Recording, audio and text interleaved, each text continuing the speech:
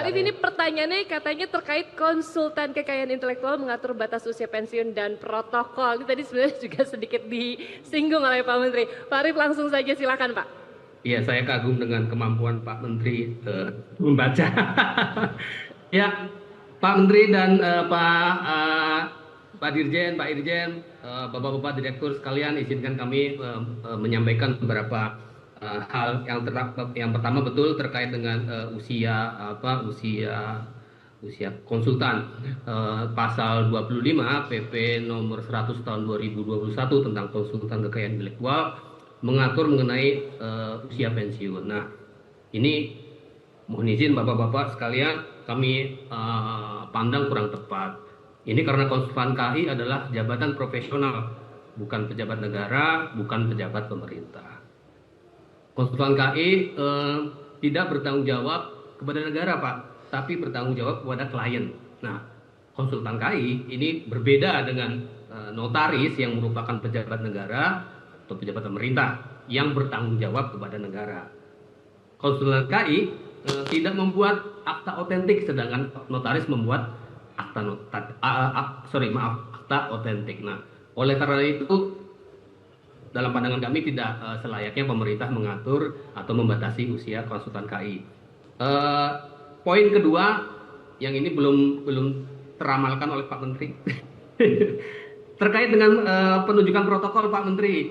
Jadi di pasal 13 di PP yang sama itu seorang konsultan KI diminta untuk menunjuk protokol. Nah, ini menurut kami juga belum tepat karena secara alami, secara naturally seorang konsultan tidak perlu menunjuk pemegang protokol karena kantor masing-masing dari konsultan akan mengurus pekerjaan-pekerjaan yang dilakukan oleh konsultan KI bersangkutan ketika ia berhalangan melaksanakan pekerjaannya.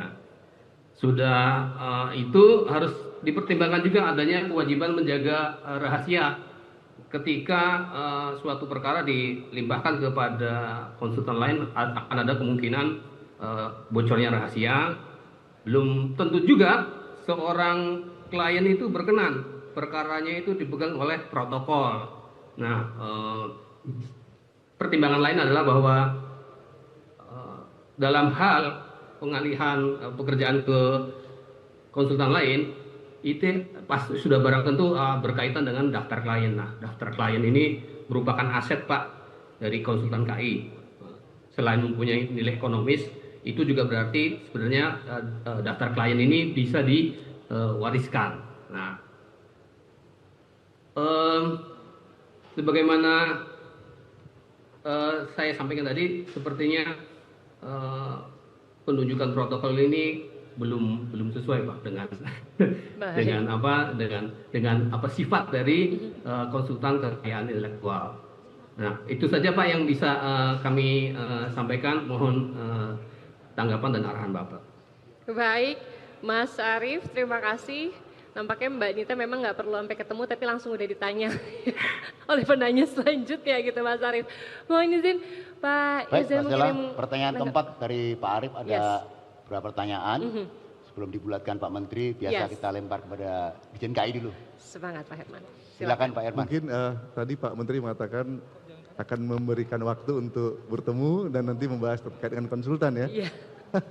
Jadi saya rasa nanti bisa disampaikan pada satu forum dengan Bapak Menteri. Namun kami perlu informasikan memang di dalam Perpres nomor 100 tahun 2021 tersebut, di sana ada beberapa kriteria dan di situ disebutkan dapat diperpanjang.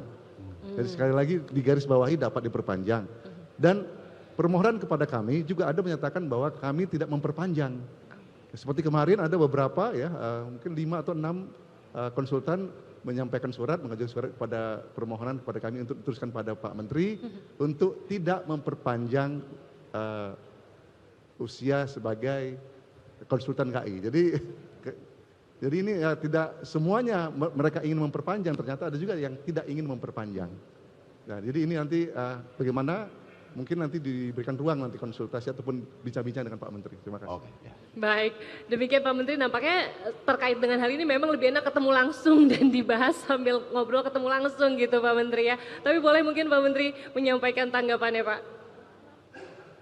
Ya, tadi sudah disampaikan oleh Pak Dirjen maupun Pak siapa lagi tadi? Pak Arief. Pak Arief. Pak Arief ya, Pak Arief terkait usia, Perpres memberi ruang untuk ada perpanjangan.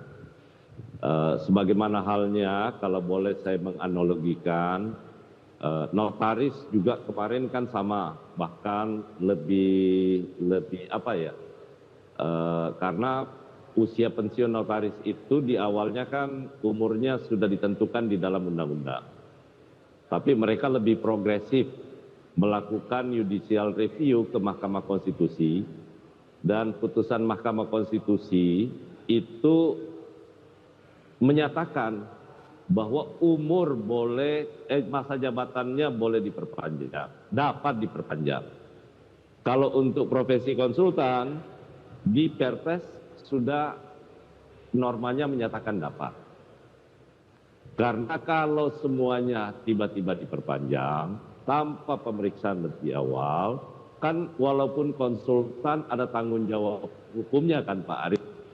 Betul Pak. Kalau kemudian ternyata yang kita perpanjang sudah tidak memenuhi syarat untuk melakukan perbuatan hukum, kan jadi problem. Ya kan?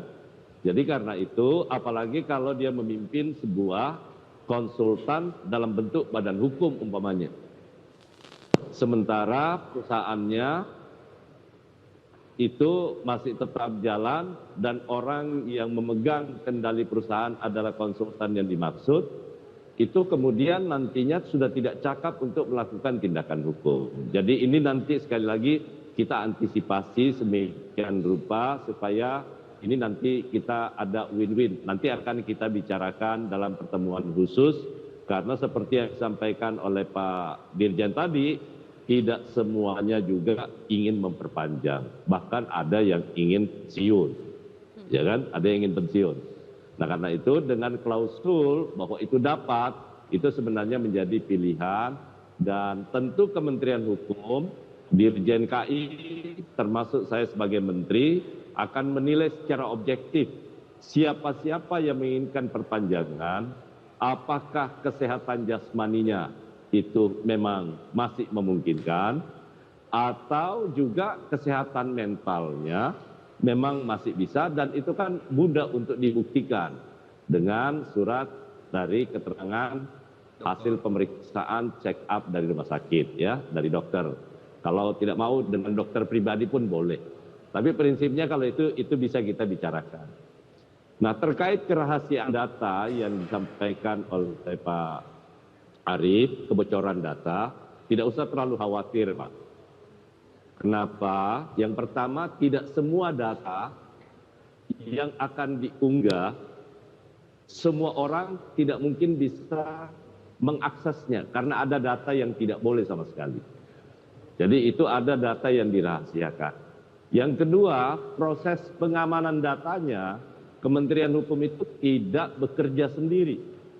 Kami bekerja sama untuk pengamanan dengan Badan Cyber BSSN ya, BSSN dan juga Komdigi. Jadi kami mengembangkan sebuah cyber security seperti yang saya sampaikan pada pertemuan yang lalu. Sekali lagi nanti kalau soal protokolnya nanti juga akan kita bicarakan bersama. Dan karena kalau kita sudah bicarakan bersama dengan asosiasi, tentu pilihan-pilihannya terhadap baik buruknya, terhadap sebuah kebijakan itu bisa diambil. Sambil hari ini juga saya minta kepada Badan Strategi Kebijakan Kementerian Hukum, Pak Andri hadir ya? Pak Andri? Tidak ada. Pak Andri tidak ada Pak Menteri? Tidak ada Pak Menteri. Tidak. Ada kegiatan beliau Pak Menteri? Oh ada kegiatan. Siap. Nanti saya titip.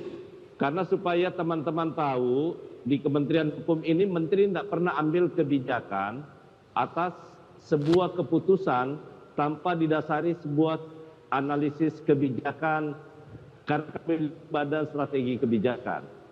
Jadi semua kebijakan yang kami ambil di Kementerian Hukum dan kita sepakati semua, mau lahir Permenkum, mau lahir usulan terkait perubahan nomenklatur, semuanya didahului dengan satu studi dengan basisnya adalah evidence. Jadi karena itu sekali lagi ini sebuah langkah yang kita lakukan, bahwa semua kebijakan-kebijakan yang kita ambil itu bukan kebijakan-kebijakan yang tiba-tiba di Kementerian Hukum. Semua dilakukan studi, analisis, baru kemudian Menteri mengeluarkan sebuah keputusan. Jadi inilah saya sebut bahwa Kementerian Hukum itu satu badan.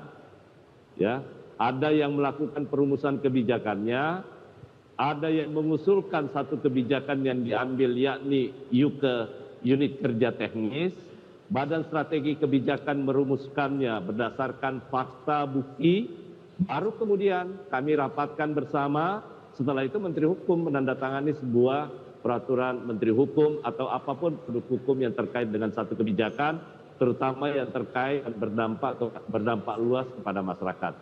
Gitu Pak Andre ya, sekali lagi nanti kita akan ketemu Pak.